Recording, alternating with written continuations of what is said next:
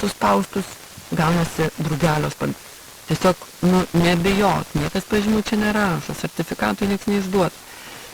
Sako, ne, aš jau to nebenoriu. Gerai, to nebenoriu, reiškia, mes vėl galim, nieko nesugadindami, vėl grąžinti kukulį. Ir galim padaryti tą raidę arba druskinę, pasidarykit ir. Sako, ne, aš jau to nebenoriu. Gerai, to nebenoriu, reiškia, mes vėl galim, nieko nesugadindami, vėl grąžinti kukulį. Pasidaryt namuose. Pirmą, aš sakau, aš netvešiu druskininkų oro, šito stebuklingo pajutimo skulptūrų ir taip toliau. Bet antra, aš ir tos krosnės netvešiu.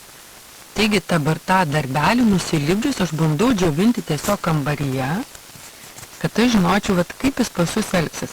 Ar jis užkilinės, ar kaip bus. Tai blogiausiu atveju ar geriausiu atveju įsidžiovinat namuose, bet jeigu net ir nėra tokios šilumos, tai vis tiek namuose yra sausa. Ir tas jūsų druskinukas, tas darbelis ar ta druskinė tikrai išdžius. Mes dėl laiko stokos, kadangi svečias neatvažiuoja pas mus visai dienis, atvažiuoja kažkokį limituotą laiką ir skuboja druskininkus dar papramogauti ir vienu žodžiu, tai mes kišam į krosnį, kišam į duonkepį, todėl tą duonkepį turim paruošti. Vaikam labai įdomu, tiesiog edukacija būna lygioj vietoje, aš parodau žarsteklį, kas tai yra. Ir atidarai krosnis, kas ten? Ten yra irgi gražu, ten yra tik išdegusios malkos, ir ten irgi yra piešiniai ir visokie simboliai ir dar kažkas matosi, bet vaikam tai beveik tokia 21 amžiaus nesuprantama konvekcinė, tai man absoliutiškai tiesiog.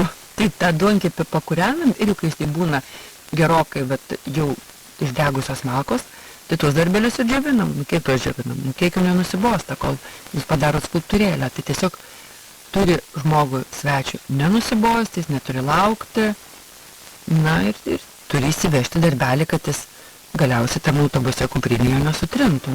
Namuose jis turėtų juo pasidžiaugti. Haištatas, vienas seniausių